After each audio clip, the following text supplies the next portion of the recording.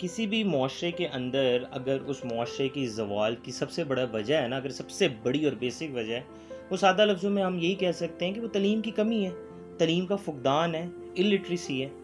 اور یہ کوئی ایسی چیز نہیں ہے کہ کوئی راکٹ سائنس ہے۔ جتنے بھی ڈیولپڈ کنٹریز ہیں وہ کیوں آگے ہیں؟ وہ اس لیے ہی آگے ہیں کہ ان کے وہاں پہ اب بچوں کی تعلیم پہ سب سے زیادہ توجہ دی جاتی ہے۔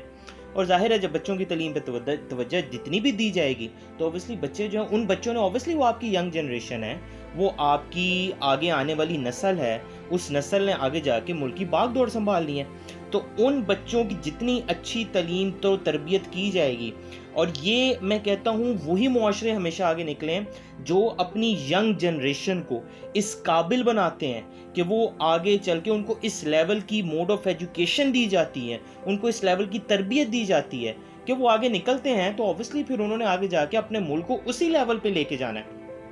تو ہمیشہ یاد رکھیں، اور یہ جو ایک ملک بھی جو اتنے لیول، بڑے لیول پہ ہوتی ہے جو بات، اس کو اگر سٹارٹ ہوتا ہے تو آپ کا انیشیل گھر سے سٹارٹ ہوتا ہے۔ میں کہتا ہوں کہ پیرنٹس کی رسپانسبلٹی ہے کہ سب سے پہلے اپنے بچوں کو اس قابل کریں، اس کو اس لیول پہ لے کے ان کو تعلیم و تربیت اتنی اچھی دیں، چونکہ دیکھیں وہ بچے ہی آپ کا سرمایہ ہیں۔ اگر آپ ان کو اچھی تربیت دیں گے تو وہ جب بڑے ہوں گے تو بڑے ہو کے اوبیسلی وہ نہ صرف اپنی بلکہ آپ کی، بلکہ اس ملک کی اس طریقے سے خدمت کر سکیں گے۔ اور بچوں کے اندر جتنا نالج کا حاصل کرنے کا انٹرسٹ پیدا ہو، جتنا ان کے اندر یہ تگ و دو ہو کہ میں جو ہے نیا سے نیا علم حاصل کروں، صرف وہ نہیں کہ رٹے دو تہوارا لگا کے جی کہ یہ رٹ لو یہ رٹ لو، ان کو اسٹڈی کی عادت، ہیبٹ بنائے ان کے اندر جتنی اسٹڈی کی ہیبٹ بنے گی،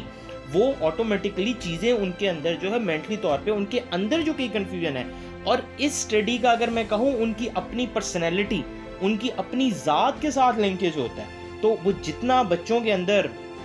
اور میں بڑے دکھ کے ساتھ کہنا پڑتا ہے ہمارے یہاں پہ یہ ایک ایشو رہا ہے، اور وہ ایشو کیا ہے کہ ہم اپنے بچوں کو جو ہے صرف اس لیے تعلیم حاصل کرتے ہیں کہ جی نمبر لیں۔ نو یار، نمبر کے لیے نہیں، اس کو اس لیول کی تعلیم حاصل کروائیں، اس کو یہ اس کا مائنڈ سیٹ بنائیں کہ وہ خود عادی ہو، وہ خود اس کے آگے، اس کے اندر خود تمنا ہو آگے بڑھنے کی، اور وہ جب